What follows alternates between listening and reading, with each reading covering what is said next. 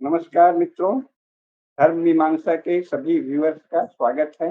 वसुदेव सुतं देवं कंस चाणूरमर्दनम देवकी परमानंदम कृष्णं वंदे जगद्गुरुम।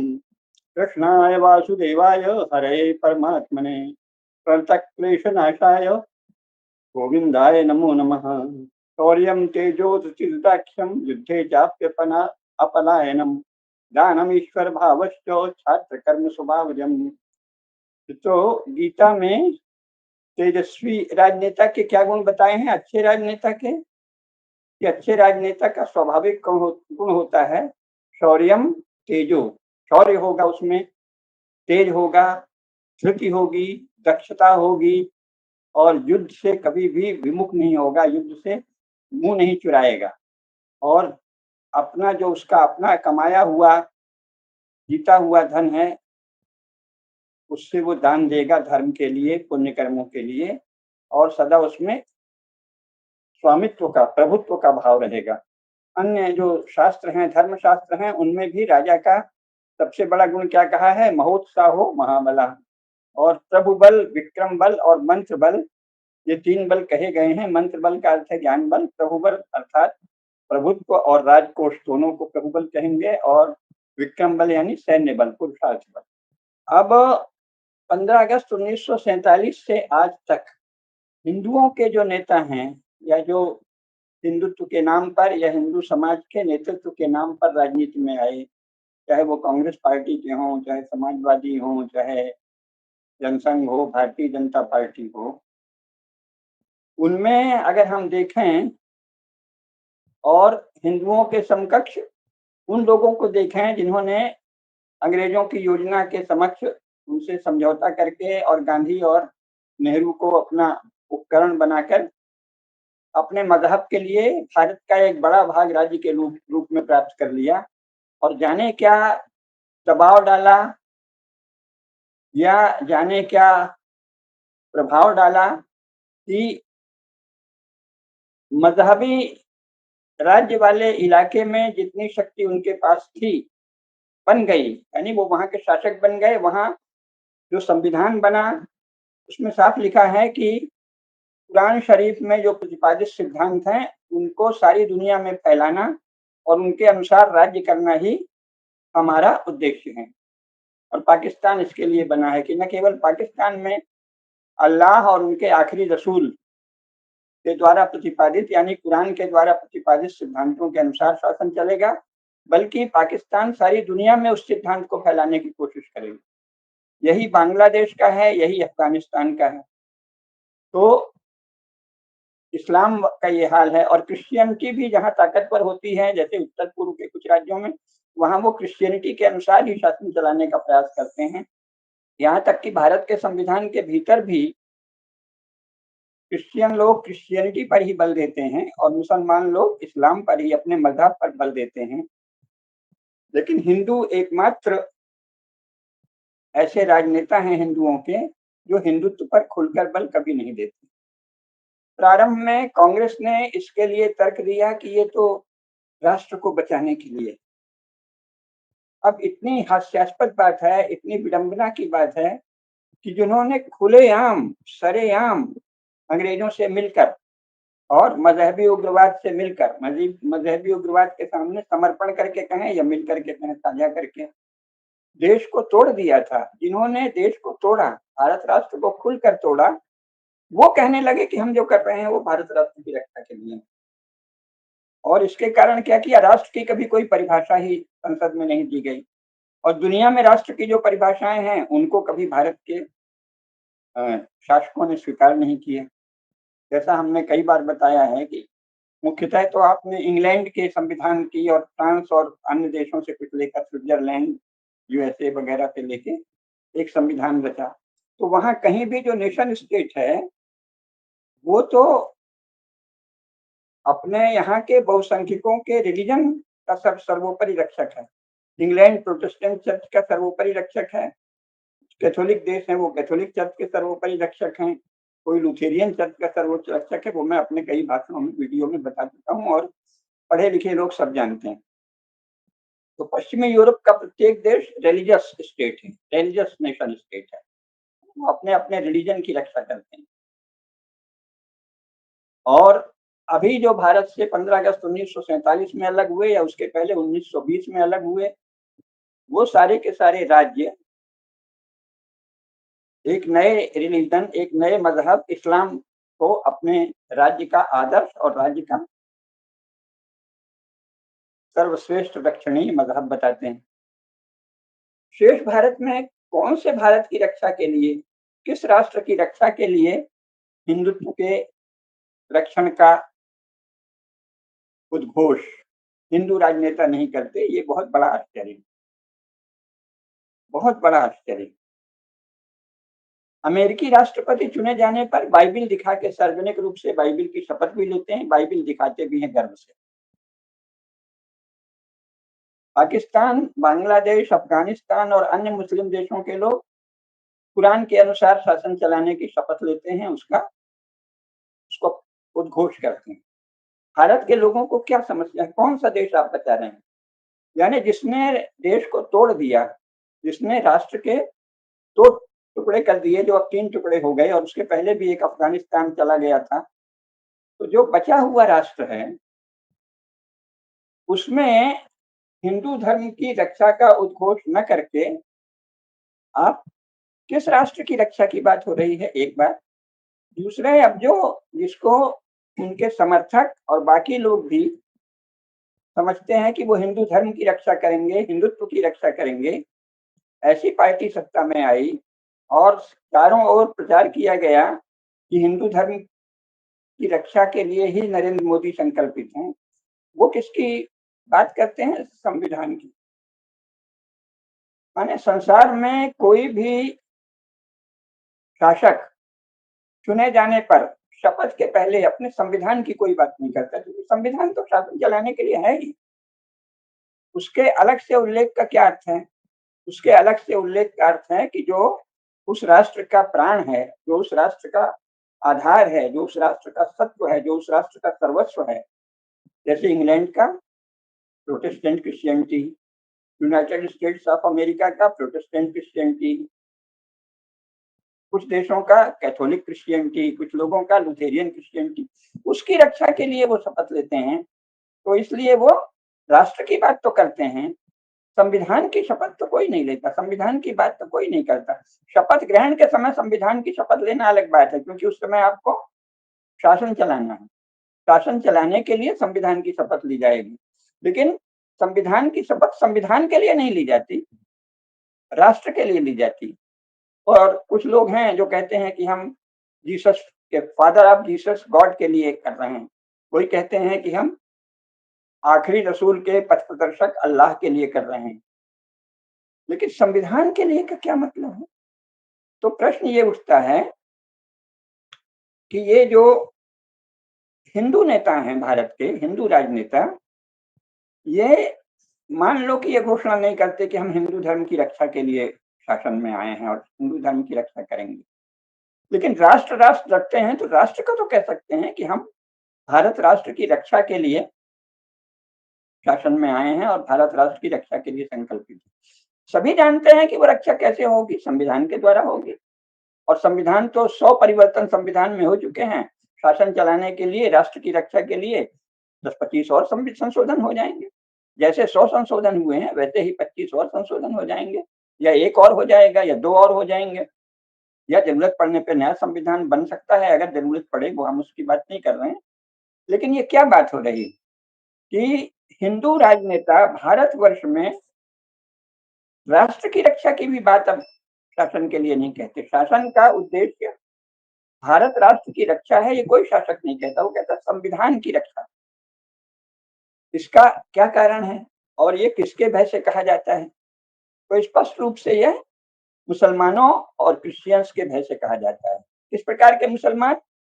जो मुसलमान इनके बारे में राष्ट्रीय स्वयंसेवक संघ के सरसंघचालक कहते हैं कि हमारा उनका डीएनए एक है, ऐसे मुसलमान जो स्वयं भी मानते हों, हालांकि अभी तक किसी बड़े मुसलमान मौलवी या नेता के मुंह से सुनने को नहीं मिला कि हमारा और हिंदुओं का डीएनए एक है आज तक, पर मान लो वो मानते हों, तो वो तो कोई बाधा करेंगे नहीं। अगर कहा जाए कि हम राष्ट्र की रक्षा करेंगे, तो ऐसा मुसलमान जो मानता है कि हिंदू का और हमारा डीएनए एक है, वो इसमें क्या विरोध करेगा? कहेगा हाँ ठीक है भाई, राष्ट्र में हम भी हैं, वो भी हैं। और क्रिश्चियन तो किस मुंह से करेगा? कर ही नहीं सकता। तो राष्ट्र की रक्षा का संकल्प आखिर भारत के नेता क्यों नहीं लेते? किसके भय से नहीं लेते? तो मजहबी उग्रवादी मुसलमानों के भय से और एक्सपेंशनिस्ट विस्तारवादी क्रिश्चियंस के, चर्च के भय। प्रश्न उठता है कि हिंदू राजनेता चर्च से और मजहबी उग्रवादी मुसलमानों से इतना क्यों डरते हैं? और जो भी डरते हैं उसका विश्लेषण हम लोग करते रहे हैं, आगे भी करेंगे। लेकिन ये चिंता होती है कि क्या अब कभी भी हिंदुओं में कोई तेजस्वी राजनेता नहीं?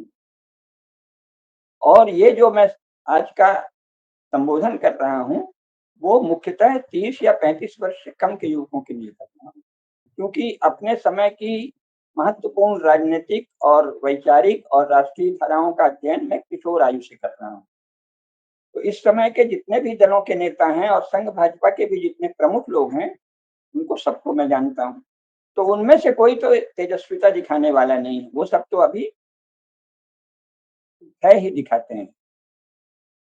वो तो जैसे मजहबी उग्रवाद से डरते हैं, उनको लगता है कि ये उत्पात कर देंगे, और क्रिश्चियन चर्च के विस्तारवाद से डरते हैं कि ये षड्यंत्र कर देगा, तोड़ देगा, डीप स्टेट और जाने क्या क्या बात होती है। भयभीत हैं। हिंदुओं के राजनेता भयभीत दिखते हैं, और अभी किसी भी पार्टी में कोई भी बड़ा प्रमुख नेता ऐसा तेजस्वी नहीं दिखता कि जो तेजस्विता पूर्वक ऐसी बातें कह सके जो सारी दुनिया में कही जाती हैं। जैसे सार्वभौम मानव मूल्यों की रक्षा, इसमें तो संसार में कोई विरोध नहीं करेगा भाई, हम यूनिवर्सल ह्यूमन वैल्यूज के लिए शासन करने जा रहे हैं। संविधान में भी ये निहित है, नागरिकों के मूल कर्तव्य, मौलिक कर्तव्यों के रूप में, अनुच्छेद 51 काम में, उसकी भी कोई बात नहीं करता। इससे भी बड़ी बात यह है कि केवल शासकों की बात नहीं है, जो हिंदू संगठन हैं वो भी तेजस्विता की कोई बात तो करते नहीं देखे जाते। यहाँ तक कि जो बाकी के हिंदू संगठन हैं स्थानीय, वो भी क्या बात करते हैं कि जैसे वो कहेंगे साहब हम तो अपने पर्व में कभी किसी पर आक्रमण नहीं करते, और आप लोग अपने पर्व में उत्पात क्यों करते हो? ये कोई प्रश्न पूछने की बात है? आप 1947 से पहले का भी अनुभव है, अंग्रेजों ने इसका ही लाभ उठाया था कि पर्व की आड़ में मुसलमानों का एक वर्ग उत्पात करता था, गाय काटने की जिद करता था, हिंदुओं की भावनाओं को आघात पहुंचाने की जिद करता था, हिंदू धर्म के विरुद्ध खुलेआम बोलता है कि हम तो इसको सारे देश में इस्लाम मजहब का प्रचार करेंगे। अब ये तो कायदे से राष्ट्रद्रोह है, और संविधान के अनुसार भी अपराध है। अगर कोई कहे कि हम केवल अपना मजहब पूरे देश में फैलाएंगे, ये तो अपराध है, क्योंकि ये अन्य नागरिकों के धर्म को नष्ट करने की सार्वजनिक घोषणा है, खुली घोषणा है। कोई ऐसा नहीं कह सकता कि हम यहाँ इस्लाम या क्रिश्चियनिटी फैलाएंगे। ये कानूनन भी अपराध है, ये लोक शांति को प्रक्षुब्ध करना है, ये हिंदू धर्म को नष्ट करने की घोषणा है, और हिंदुओं की श्रद्धा और आस्था को आघात पहुंचाना है, हिंदू धर्म के नष्ट को नष्ट करने की सार्वजनिक घोषणा है। आप कैसे कह सकते हैं कि हम भारत में इस्लाम फैलाएंगे? आप कैसे कह सकते हैं कि हम भारत में ईसाइयत फैलाएंगे? संविधान में ऐसी कोई बात नहीं लिखी है जिससे कि भारत के बहुसंख्यकों के धर्म को, उनकी श्रद्धा को नष्ट करने की कोई सार्वजनिक घोषणा कर सके। लेकिन ये कोई भी संगठन इसको नहीं बोलता, वो कहता है कि हम तो शांति से पर्व मनाते हैं, आप क्यों नहीं मनाते? ये क्या बात हुई भाई? ये तो स्पष्ट है कि जो मजहबी उग्रवादी हैं उनका उद्देश्य है हिंदू धर्म को चोट करना। तो आप उस पर प्रश्न उठाइए। एक सत्य बात कहने में क्या समस्या है कि भाई हमारे धर्म की निंदा करके और हमारे धर्म पर आघात करके, हमारे देवी देवताओं पर आघात करके आप हमारे साथ नहीं रह सकते, आपको अपनी मर्यादा में रहना होगा। ऐसा कहने वाला कोई भी नेता नहीं पैदा हो रहा है। यानी सत्य को कहने वाला, मुस्लिम नेतृत्व से आंख मिलाकर सत्य को कहने वाला कोई नेता ही नहीं हो रहा। और बातें क्या करते हैं, जैसे कि कोई आप चोरी छिपे कुछ कर रहे हो। नहीं नहीं, आप हमारे पर्व त्योहार क्यों नहीं मनाने देते? भाई प्रश्न पर्व त्योहार को मनाने का नहीं, सीधा कहना चाहिए हमारे धर्म को नष्ट करने के लिए तुम काम क्यों करते हो? ये प्रश्न सार्वजनिक जीवन में उठाना चाहिए कि भारत में रहकर भारत के बहुसंख्यकों के धर्म को नष्ट करने का उद्घोष कोई कैसे कर सकता है? भारत की संस्कृति, धर्म, तीज, त्योहार, पर्व को संविधान या किसी भी नाम से कोई कैसे कह सकता है कि हम इसको नहीं करने देंगे? कोई भी ये मांग कैसे कर सकता है कि होली में रंग नहीं खेलो और दीपावली में दिए नहीं जलाओ या पटाखे नहीं फोड़ो? ये क्या हो रहा है? हिम्मत कैसे पड़ रही है? और इसको इसी रूप में तेजस्वी ढंग से कहने वाला कोई नेता नहीं। तो लड़के हैं कुछ बेचारे इधर उधर जिनमें उत्साह है, वीरता, लेकिन उनको दबा दिया जाता है। बड़े नेता किसी भी तेजस्वी लड़के को तो आज तक उभरते देखे नहीं, उभरते देख नहीं पाते और उभरते देखते हुए प्रसन्न होते हैं, इसका कोई लक्षण नहीं दिखता।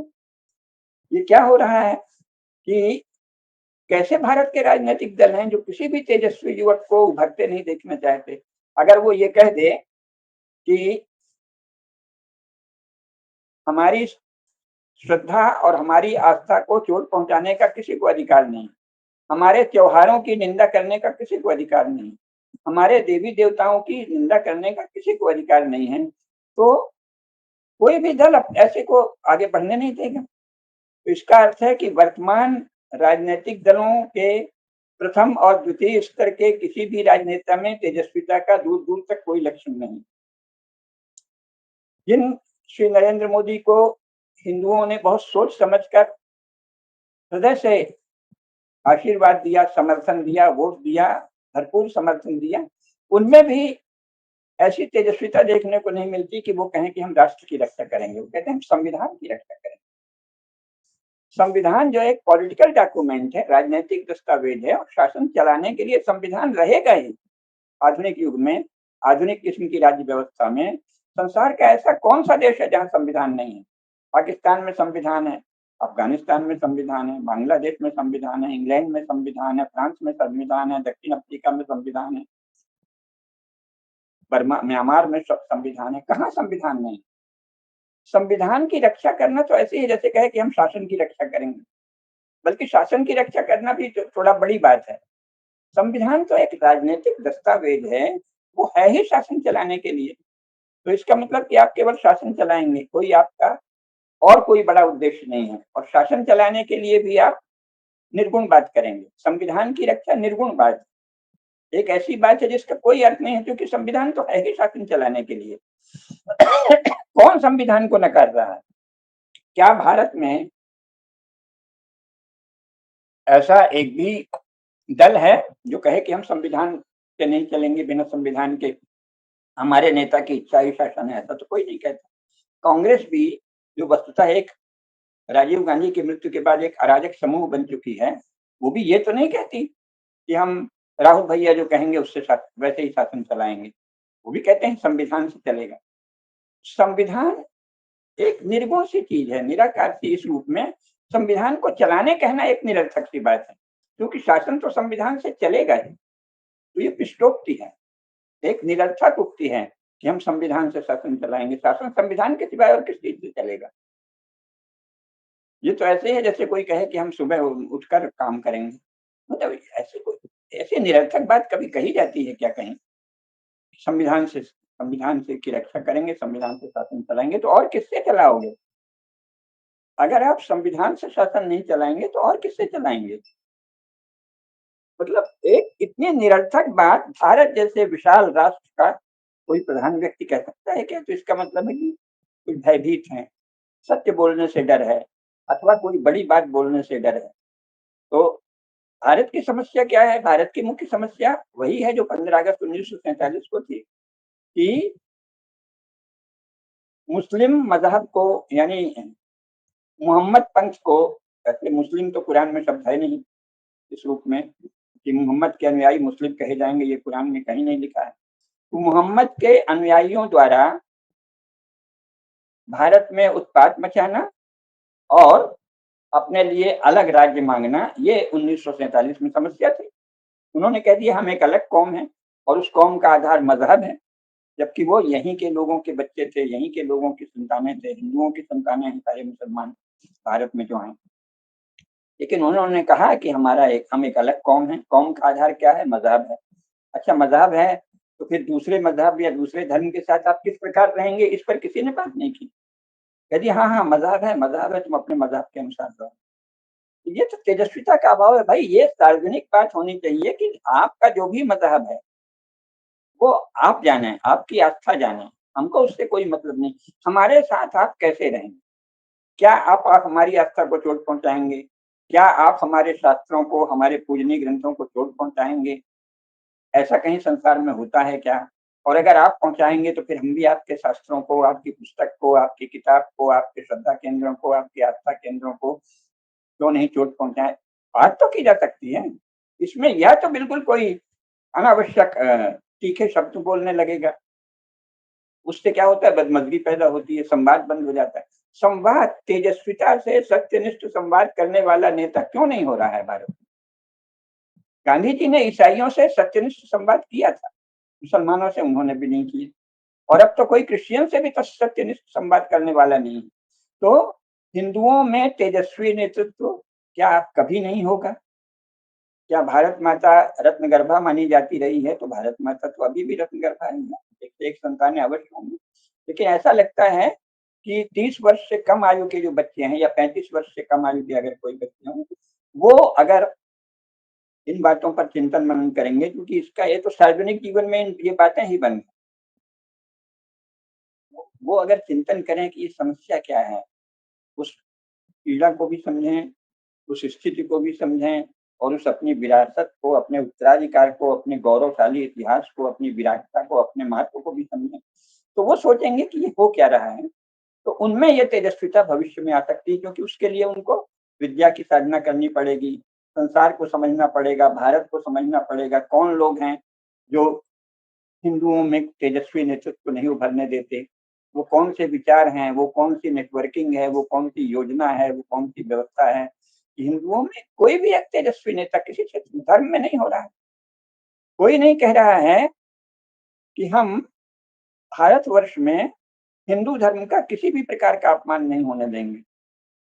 और जो हिंदू नहीं है अथवा जो हिंदू धर्म में श्रद्धा नहीं रखता, सनातन धर्म में, उसको हमको गाली देने का अधिकार तभी है जब वो जिसको भी मानता हो उनको गाली देने का हमें अधिकार। तो अगर वो अम्बेडकर को मानता है और सनातन धर्म का विरोधी है तो विरोधी रहा है, लेकिन अगर वो गालियां देगा, ऐसी तीखी बातें कहेगा, अपमानजनक और आघातकारक बात कहेगा, तो उसे तैयार रहना चाहिए कि दूसरे लोग भी अम्बेडकर पर या उनके विचार पर, उनके मत पर आघात करें। अगर वो ईसाई है और कहता है कि हिंदुओं के देवता फाल्स गॉड हैं, तो उसे ये सुनने का तो तैयार रहना चाहिए कि तुम एक कपोड़बाजों का एक तुमने डकोर संखी खड़ा कर दिया है, पता नहीं क्या, जिसमें परस्पर विरोधी बातें हैं, हास्यास्पद बातें हैं। और ये तो हम इसका मजाक उड़ाएंगे। अगर कोई कहता है कि हम केवल, अगर वो मोहम्मद पंथी है और कहता है कि हम हिंदू धर्म को कुफ्र कहेंगे, तो फिर इसके लिए तैयार होना चाहिए कि हम उनको अधर्म और पाप कहेंगे। तो ये संवाद में, शांत संवाद में क्या समस्या है? वास्तविक तेजस्विता शांति पर और विवेक पर निर्भर है, पर उसके लिए सत्य को देखना, सत्य को बोलना दोनों आवश्यक है। क्या हमारे नेता सत्य देख ही नहीं पाते? अगर ऐसा है तो बहुत ही चिंता की बात है। और अगर देखकर बोल नहीं पाते तो ये और भी अधिक चिंता की बात है। ऐसा क्यों हो रहा है? कोई भी, इतने सारे दल हैं, वो कोई छोटी छोटी बात ले लेते हैं, हम तो जुलूस निकालेंगे। अरे भाई, जुलूस थोड़ी विषय है, विषय जुलूस नहीं है। सीधा विषय है कि आप हमारी आस्था पर कहाँ तक चोट करेंगे, हमको बताइए, और उसके बदले में आप चोट खाने को तैयार हो जाइए। और उनसे ज्यादा संवाद शासन से करिए कि भाई ये कौन सा नियम तुमने बना रखा है, ये अल्पसंख्यक वगैरह कुछ भी कह के आप किसको बेवकूफ बना रहे हैं? जितनी अनेक देशों की कुल जनसंख्या नहीं है, उससे अधिक जिनकी जनसंख्या है करोड़ों में, वो अल्पसंख्यक कैसे हुए? तो ये तो हुआ कानून की भाषा में की गई बदमाशी का सवाल, वो भी कोई नहीं उठा रहा है।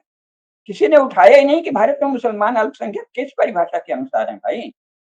जो लोग करोड़ों की संख्या में हैं, अनेक देशों की कुल जनसंख्या से अधिक है, वो अल्पसंख्यक किस आधार पे हुए? क्या आप किसको मूर्ख बना रहे हैं? ये तो संसद में बहस हो सकती है। कि करोड़ों की जनसंख्या वाले लोगों को अल्पसंख्यक किस नियम के अनुसार कहा जाएगा? संसार में ऐसा कोई नियम नहीं। लेकिन इससे अधिक बात ये होनी चाहिए कि भाई अगर वो जो भी हैं अल्पसंख्यक हैं या कौन संख्यक हैं पता नहीं, हमारे अनुसार करोड़ संख्यक हैं, कोटि संख्यक हैं, तो उनको दूसरे जो कोटि जन हैं, दूसरे जो विशाल जनसंख्या है, उस पर चोट करने का किस आधार से अधिकार मिलता है? हिंदू धर्म के विरुद्ध बोलने का किसी भी मुसलमान या ईसाई या अपने को कुछ और कहने वाले को कहाँ से अधिकार मिलता है? उसकी बात करनी चाहिए खुल के, और इसका कोई तो स्पष्टीकरण है कुछ लोगों को, और मूल बात करनी चाहिए। एक दूसरी बात यह है कि वो उन्होंने होशियारी से, चतुराई से छलपूर्ण बातें हवा में उछाल दी हैं, और जो हिंदुओं के नेता बनते हैं वो उसी का जवाब देने लगते हैं। निर्गुण और सगुण, एक देव अनेक देव, अरे भाई ये तो कोई विवाद ही नहीं है। आप एकमात्र को मानते हैं, किसको मानते हैं, ये तो आपकी श्रद्धा के भीतर की बात हुई ना। कोई भी हिंदू जो इस पर उनसे बात करता है कि ईश्वर एक है कि नहीं है, तो मूर्ख है, उसको तो इस तेजस्विता की श्रेणी में नहीं लाएंगे। बहुत से लोग इसी में शास्त्रार्थ करते रहते हैं, सगुण है कि निर्गुण है, निराकार है कि साकार है। भाई ये तो आपस के भीतर की बात है। मुख्य बात, एक ईश्वर को लेकर तो संसार में कोई झगड़ा ही नहीं है, और हिंदुओं से तो कोई झगड़ा हो ही नहीं सकता। हम तो मानते हैं कि एक ही तत्व सर्वव्याप्त है। हर हिंदू गांव-गांव का एकदम अनपढ़ जिसे कहते हैं आप आज की भाषा में, ये अंग्रेजों की भाषा में, वैसे तो अनपढ़ भारत में कोई नहीं है, क्योंकि जो अपने माता-पिता से, गुरुजनों से, आस-पास से ज्ञान की बात सुनता है, धर्म की बात सुनता है, ईश्वर की बात सुनता है, आत्मा परमात्मा की बात सुनता है, पुनर्जन्म कर्मफल की बात सुनता है, पूजा पाठ की बात सुनता है, मान्यताओं की बात सुनता है, पर्व त्योहार मनाता है, मंदिर जाता है, या कोई हवन यज्ञ करता है, या कोई भी पूजा उपासना पद्धति करता है, वो अज्ञान अनपढ़ कैसे है? भारतवर्ष में कोई भी हिंदू अनपढ़ नहीं है किसी भी परिभाषा से, क्योंकि पढ़ाई के बहुत प्रकार होते हैं। अगर अपने पूर्वजों से आपने कुछ सुन रखा है कि आत्मा परमात्मा, पुनर्जन्म, कर्म फल, और जीवन कैसे जीना, और पूजा पाठ कैसे करना, और आज एकादशी है तो कल द्वादशी है तो प्रदोष है तो ये त्योहार है तो ये दीपावली है तो ये शरद पूर्णिमा है तो ये नवरात्र है तो ये रामलीला होगी तो ये कृष्ण लीला होगी तो ये ऐसा होगा, तो वो तीर्थ हैं, तीर्थों के बारे में सब जानते हैं। गंगा जी का महत्व जानते हैं, प्रयागराज का महत्व जानते हैं, काशी का महत्व जानते हैं, पंढरपुर का महत्व जानते हैं, रामेश्वरम का महत्व जानते हैं, नासिक का महत्व जानते हैं, बृहदेश्वर मंदिर का महत्व जानते हैं, है ना? एक से एक शंकराचार्यों की चारों पीठों के विषय में जानते हैं। हर आदमी हर हिंदू जानता है। अनपढ़ कैसे है? मूर्खों की तरह। तो हर हिंदू ज्ञान के आधारभूत तत्वों से पुष्ट लैस है, सब लोग जानते हैं। कोई भी व्यक्ति अनपढ़ नहीं है भारत में। हिंदुओं में कभी कोई अनपढ़ होता ही नहीं है, क्योंकि उसने अपने माता से, पिता से, गुरु से, परिवेश से, वातावरण से कुछ न कुछ सीख रखा है। मूलभूत बातें सीख रखी हैं, ईश्वर के विषय में, जीवात्मा के विषय में, पुनर्जन्म के विषय में, कर्मफल के विषय में, गीता का महत्व, रामचरितमानस का महत्व, कबीर साहब का महत्व, रैदास साहब का महत्व, और अपने अपने गुरु का महत्व, अपने गुरु के बताए भजन का अर्थ जानना, पढ़ना, ये जानना कि अच्छा काम करना चाहिए, अच्छे काम से अच्छे फल मिलते हैं, बुरे काम से बुरे फल मिलते हैं। जिसने ये सब सुन लिया, गुरु मुख से सुना, माता पिता के मुख से सुना, वो अनपढ़ कहाँ रहा, वो तो ज्ञानी हो गया। हिंदुओं में तो कोई अनपढ़ होता ही नहीं है। लेकिन उन हिंदुओं की श्रद्धा को चोट पहुंचाने का किसी को क्या अधिकार है? किसी को भी क्या अधिकार है? और दूसरी बात, ये ईश्वर को लेके क्या झगड़ा है भाई? वो अल्लाह को मानते हैं, आप अनेक देवों को मानते हैं। इस बहस में पढ़ने वाले कितने मूर्ख लोग हैं। कोई झगड़ा अल्लाह या जीसस और उनके पिता गॉड या ब्रह्म और राम को लेकर है क्या? इतने मूर्ख लोग हो रहे हैं हिंदुओं में। वो कहते हैं वो सब एक ही ईश्वर को मानते हैं, हम अनेक देवता को मानते हैं, फिर इसमें बहस करते हैं। भाई झगड़ा इसका है ही नहीं। संसार में आज तक ईश्वर को लेकर कोई झगड़ा नहीं हुआ। झूठी बात है। उन्होंने ये प्रोपेगेंडा किया कि हम ईश्वर को लेकर झगड़ते हैं। सच्चाई क्या है?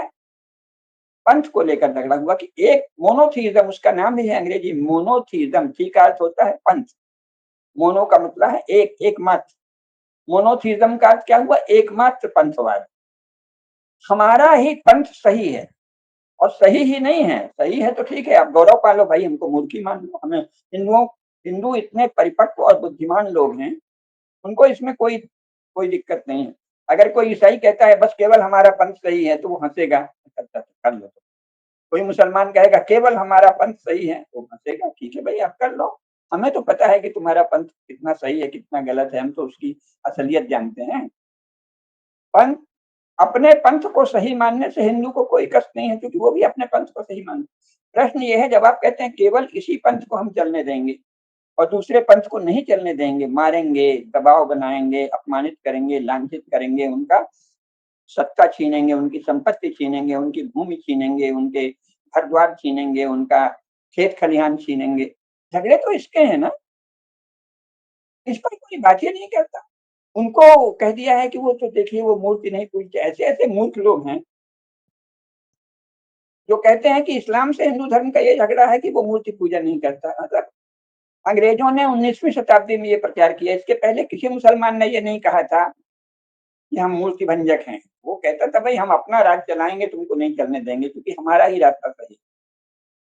ईसाइयों ने भी ये कभी नहीं कहा कि हम आइडोल ब्रेकर हैं, वो तो स्वयं तरह तरह के आइडोल्स की पूजा करते हैं, संतों तक की पूजा, मरियम की मूर्ति, सबकी मूर्ति बनाए हुए। मूर्ति पूजा तो झगड़े की जड़ ही नहीं है इस संसार में। झगड़े की जड़ क्या है? मेरा पंथ, ममेश्वरवाद या एकमात्र पंथवाद। मेरा पंथ ही पंथ है, मैं जिसे पूजूं केवल वो ईश्वर है, बाकी सब ईश्वर नहीं है, वो दानव है, दैत्य हैं, शैतान है, ऐसे ही हैं, फॉल्स गॉड्स है, मिथ्या देव। तो झगड़ा किसका है? एकमात्र पंथवाद, केवल मेरा पंथ सही है, तेरा पंथ न केवल गलत है बल्कि मैं उसे नष्ट करूंगा। तो ये क्या है? हिंसा का झगड़ा है। हिंसा कहते हैं दूसरे से घृणा करना, दूसरे के द्रोह करना। अब भारत में ये कैसे कैसे नेता पैदा हो रहे हैं, कहते हैं यह हिंसा का देश है और हिंसा का सार्वजनिक रूप से रक्षण करते हैं। उन्हें हिंसा का अर्थ नहीं पता, अहिंसा का अर्थ भी नहीं पता। हिंसा का अर्थ होता है किसी अन्य से द्रोह करना और घृणा करना। हिंसा माने घृणा का भाव रखना।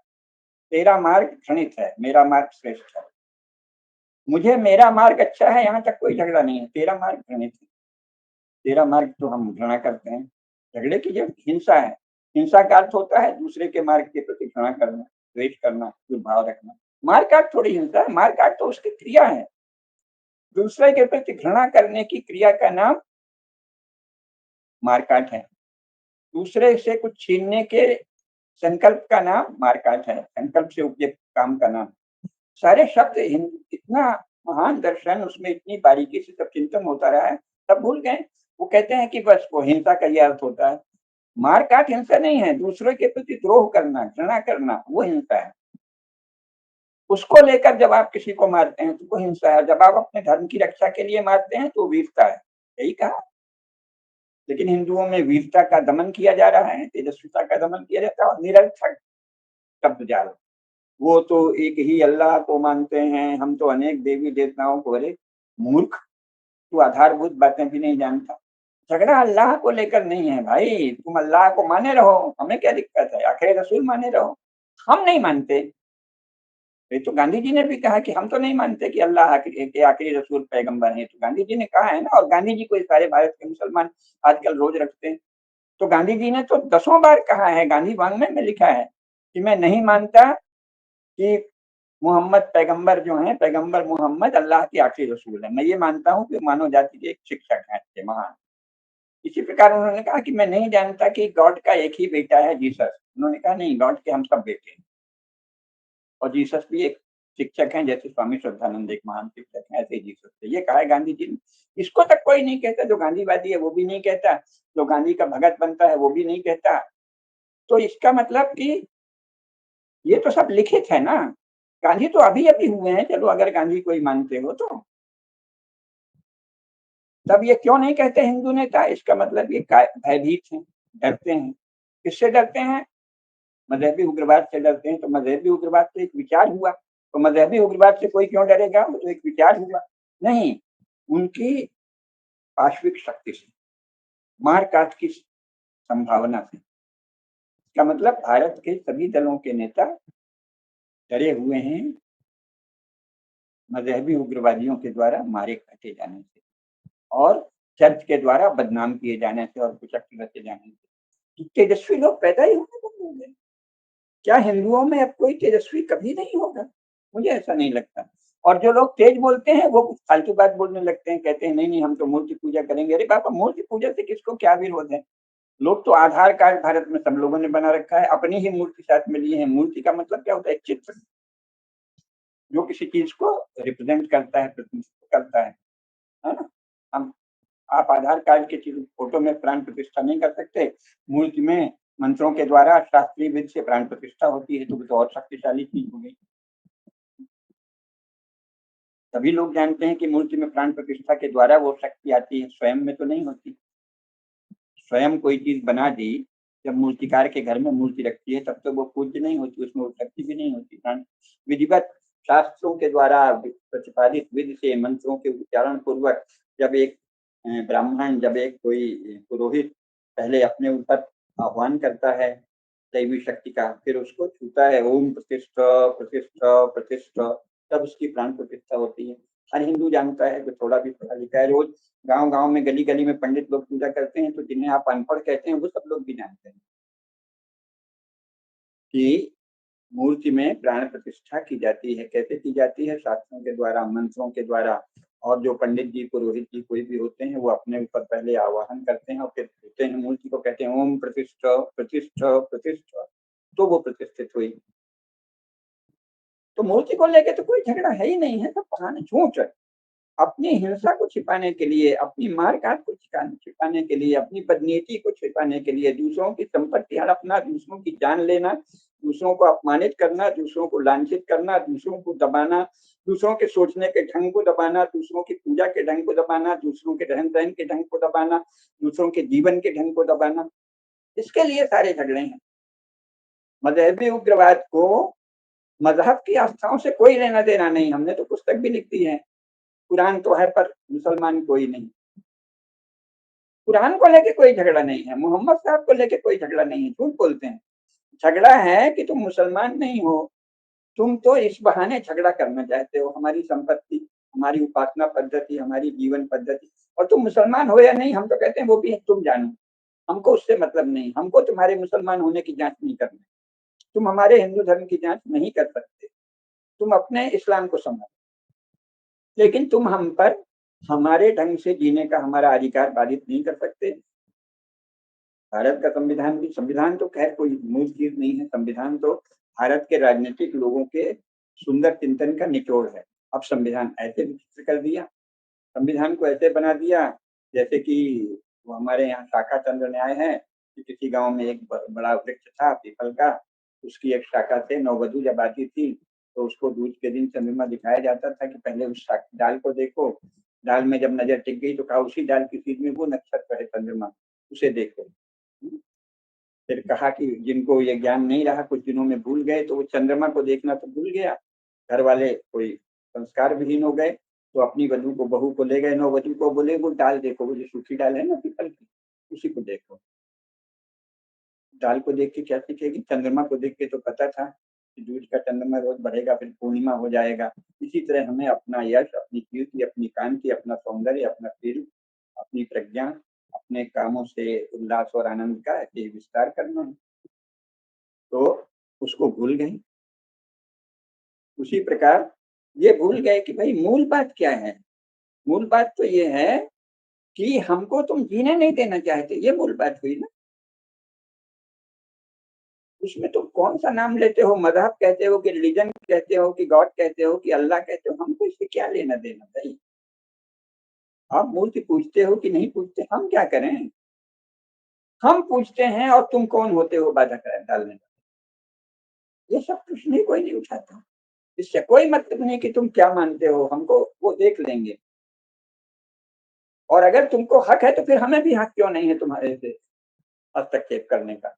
अगर तुम हिंदू धर्म में हस्तक्षेप कर सकते हो तो हम तुम्हारे मजहब या रिलीजन में हस्तक्षेप क्यों नहीं कर सकते? ये साधारण आधारभूत बातें पूछने वाले हिंदू नेता क्यों नहीं हो रहे हैं? नकली बातें क्यों होती हैं? और उनको कैसी क्रेडिबिलिटी दे दी कांग्रेस के लोगों ने? नहीं नहीं, वो मूर्ति पूजक नहीं है, वो किसी को सिजदा नहीं करते। अरे भाई क्या बात करते हो, जाने कितनी यहाँ कब्रें बनी हैं, दरगाह बने हैं, मजार रहते हैं, सब जगह जाके झुकते हैं, सब जगह। और हमको कोई रुचि नहीं है कि आप झुकते हो या नहीं झुकते हो, झुकने का क्या मतलब है? हमें कोई रुचि नहीं है। आपके झुकने से हमारे पूज्य कोई बड़े नहीं हो जाएंगे, छोटे नहीं हो जाएंगे। आपके झुकने का, अगर आपके मन में श्रद्धा नहीं है तो आपके झुकने की कीमत 2 कौड़ी। मैं तो इसके भी पक्ष में नहीं हूँ कि वंदे मातरम कहना होगा। भाई अगर तुम्हारे मन में भाव ही नहीं है तो क्यों कहना होगा? बैठे रहो, हम तुमको चिन्हित करेंगे कि ये देश के प्रति प्रेम नहीं रखता, इसलिए इसको देश की नागरिकता नहीं होनी चाहिए। मूल बात करनी चाहिए, नहीं झुकाओ, हम तुमसे वंदे मातरम कहलाएंगे, क्या अर्थ है इसका?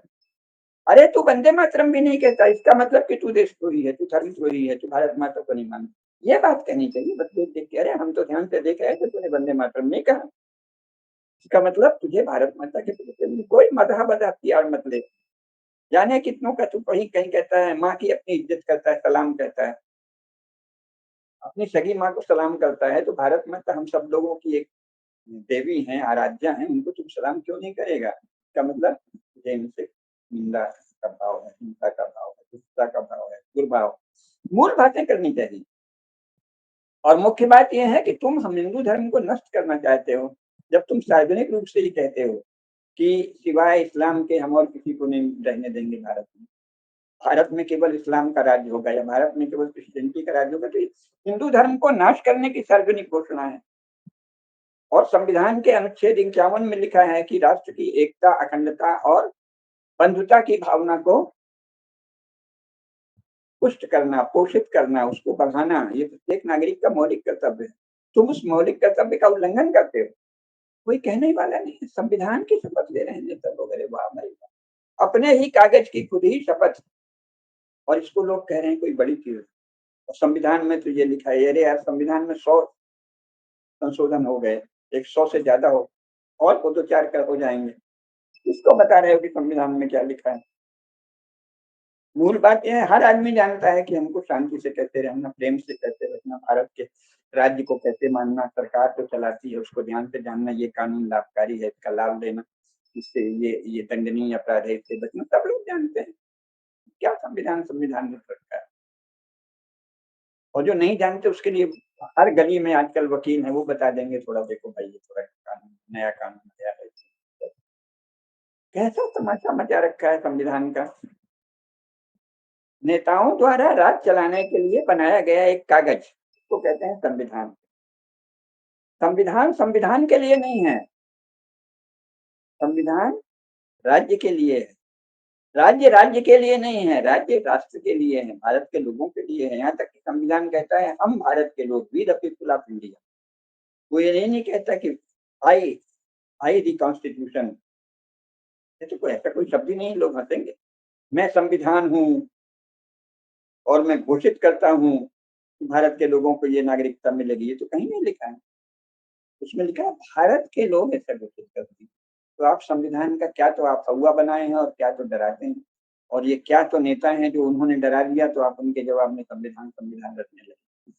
तो मजहबी उग्रवाद और चर्च के विस्तारवाद से डरे हुए और साथ ही ज्ञान से भी डरे हुए, जो ज्ञान भारत का बच्चा बच्चा रखता है उसको भी न बोलकर अजीब सी अड़गड़ भाषा अंग्रेजी के शब्दों का हिंदी अनुवाद करना, भारतीय भाषाओं में अनुवाद करना, है ना? The idea that is India, Bhajpa के नेता भी बोलते हैं the idea that is India, ये कोई आइडिया है? और अगर आइडिया ही है तो फिर इसकी रक्षा इतना बड़ा आदर्श क्यों? क्योंकि आइडिया तो लोगों के दिमाग में बनते बिगड़ते रहते हैं। भारत अगर एक आइडिया है तो उसकी क्या रक्षा करना है? ऐसे आइडिया तो रोज पैदा होते हैं दिमाग में और बिगड़ जाते हैं। भारत एक सत्य है, राष्ट्र है, सनातन धर्म का उपासक, एक साकार जीवन सत्ता है, उसकी बात करो भाई। और संविधान एक राजनीतिक दस्तावेज है, उसकी बात मत करो। संविधान के बिना संसार का कोई शासन नहीं होता, ये शासन में भी सदा संविधान रहेगा। अभी ये रहेगा, कल को कोई और आएगा, संविधान तो सदा रहेगा। ऐसा कोई शासन ही नहीं है वर्तमान में विश्व में जहाँ संविधान नहीं है। इंग्लैंड में नहीं है तो उन्होंने कह दिया लिखित संविधान, बाकी जगह तो सब जगह संविधान है। तो निरर्थक बातें, गौण बातें, छोटी बातें, अब हाशिए की बातें, मार्जिनल बातें कहने वाले नेता क्यों हो रहे हैं हिंदुओं में? सत्य बात तेजस्विता के साथ कहने वाले कि भाई आप मजहब या रिलीजन की आड़ में आप हमारे धर्म को, जो कि सनातन है और जो हमारे द्वारा मान्य है। मुख्य बात यह है कि बहस होनी हो तो राज्य के संरक्षण में प्रधानमंत्री के दरबार में हर धर्म से लोग जाएं और वहां बहस हो जाए, वो अलग बात। लेकिन आपने तो कहा है सभी नागरिकों के मत का, विचार का, अभिव्यक्ति का, रिलीजन का, सबका हम आदर करेंगे। तो हिंदू धर्म का आदर क्यों नहीं हो? अल्पसंख्यकों को संरक्षण है तो सनातन धर्म को संरक्षण क्यों नहीं? एक सीधी सी बात जो हो सकती है, उसकी बात करने वाले भी नेता नहीं हो रहे हैं। निरर्थक बातें करने वाले इतने ज्यादा नेता हो रहे हैं, तो चिंता तो होती है। हमारी तो उम्र हो गई, हो सकता है हमारे जीवन में कभी नहीं हो, लेकिन जो हमसे कम आयु के युवक हैं, युवतियां हैं, उनको इस विषय पर सोचना चाहिए कि आखिर हिंदुओं में जहाँ अनादिकाल से भगवान राम, भगवान श्री कृष्ण से ले लें तो अभी तक उनकी रोज ही बात करते हैं। सोशल मीडिया में भी रोज बात होती है, आए दिन। महारानी दुर्गावती तो महारानी अहिल्याबाई, झांसी की रानी, महाराणा प्रताप, छत्रपति शिवाजी महाराज, छत्रपति संभाजी महाराज, सबकी तो रोज बात हो रही है। बप्पा रावल, राणा सांगा, सबकी तो बात हो रही है। वो ऐसे वीर थे, वो ऐसे वीर थे, सबकी बात हो रही है। हर जाति में एक से एक वीर हुए हैं, उनकी भी बात हो रही है, सब लोग गौरव से कर रहे हैं। और इसके बाद वर्तमान में वीरता को जैसे कोई लज्जा की बात हिंदुओं ने मान लिया। और जिनको सचमुच लज्जा करनी चाहिए कि हम अच्छा खासा, जिन्होंने विभाजन के बाद भी हमें अधिकार दिया, उनके साथ हम आंखें तरेर रहे हैं, वो शर्माते नहीं, वो लजाते नहीं, और आप उनको लज्जित करना नहीं जानते। आश्चर्य की बात है कि हिंदुओं के नेता इन इस्लाम का बढ़ चढ़ कर दावा करने वाले और इसके बहाने हिंदुओं को दबाने की कोशिश करने वाले लोगों को लजाते भी नहीं, उनको शर्माते नहीं है, उनको लज्जित नहीं करते, उनको गिनाते नहीं कि अरे तुमको कुछ शर्म है, ये क्या कर रहे हैं तुमने? एक कह के कि हम एक अलग कौम है, एक अलग राज्य ले लिया, और इसके बाद भी यहाँ हमने तुमको नागरिक के नाते पूरे अधिकार दे रखे हैं। तुम उस नागरिक धर्म का भी पालन नहीं करते, तुम संविधान के अनुच्छेद 51 का भी पालन नहीं करते। तुम कौन हो? तुमको नागरिकता क्यों दी जाए, कब तक दी जाए? कोई कहने वाला नहीं।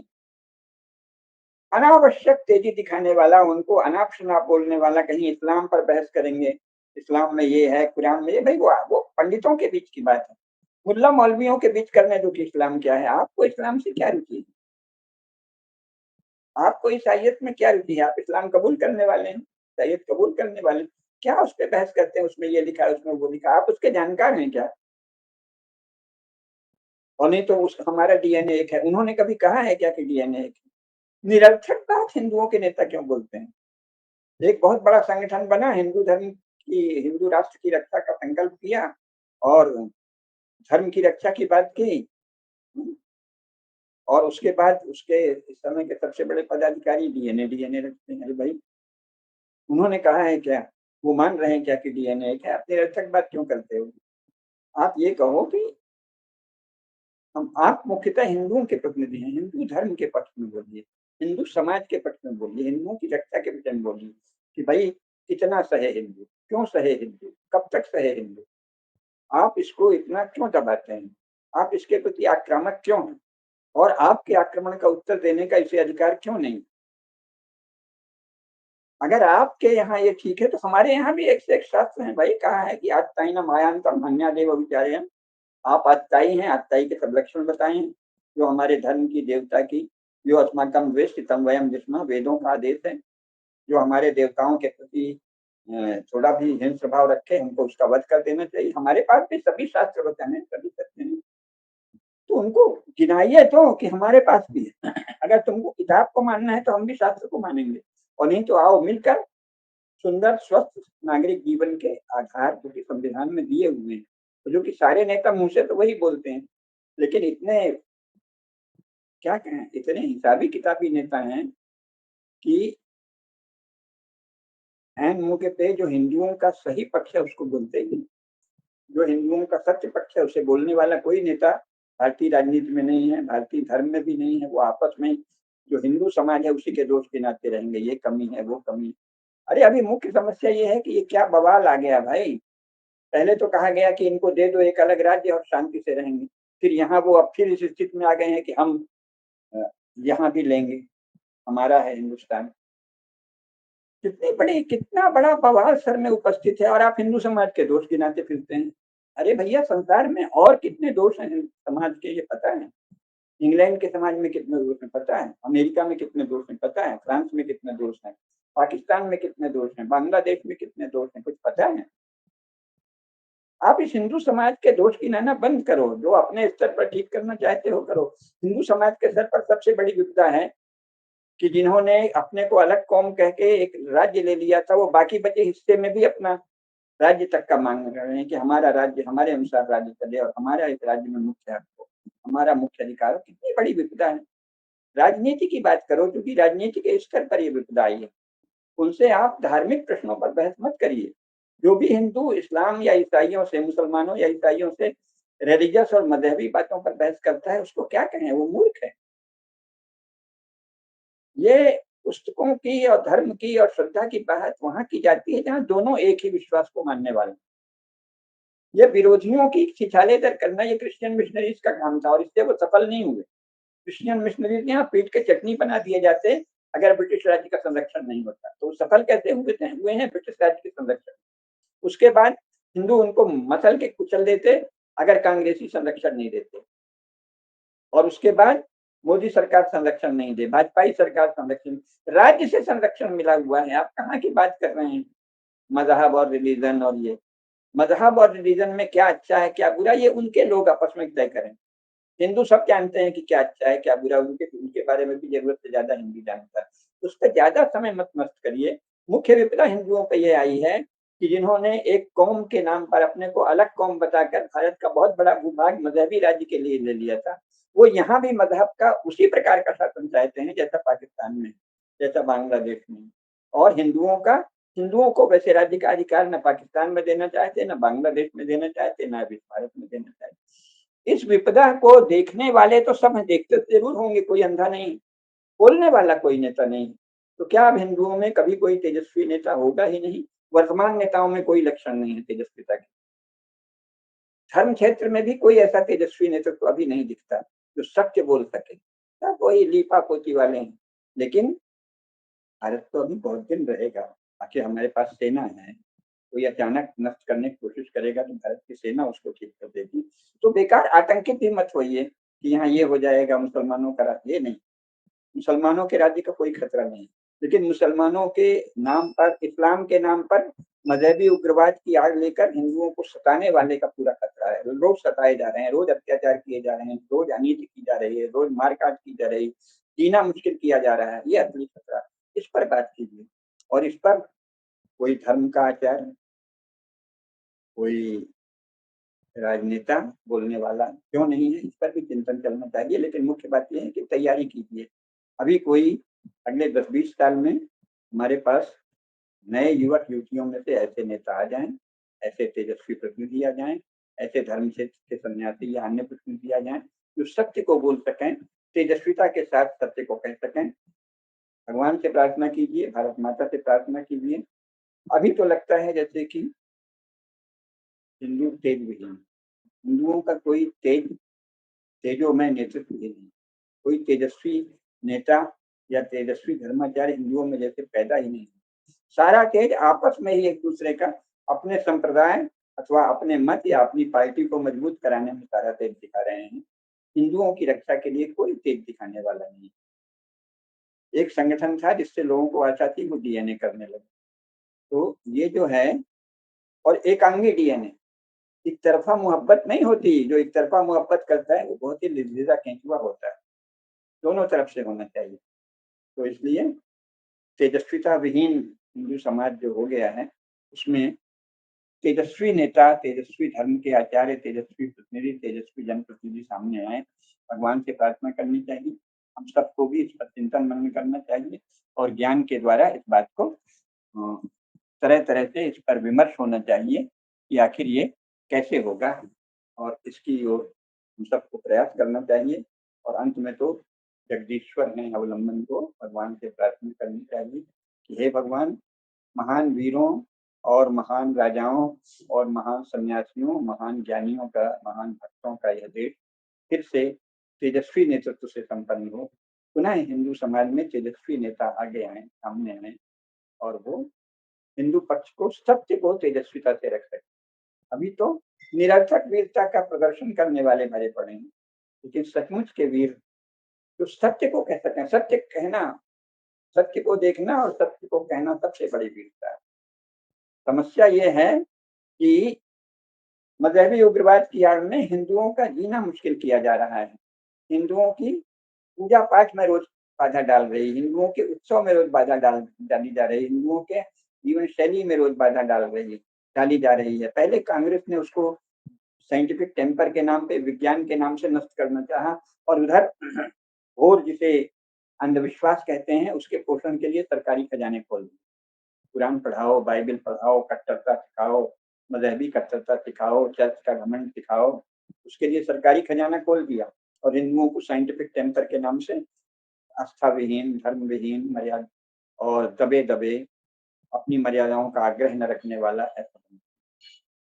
तो एक तेजस्वी नेतृत्व हिंदुओं के, हिंदू समाज जीवन, लोक जीवन, राष्ट्र जीवन के सभी क्षेत्रों में आए, ये जगदम्बा से, भारत माता से प्रार्थना करें और प्रयास करें कि हमारे बीच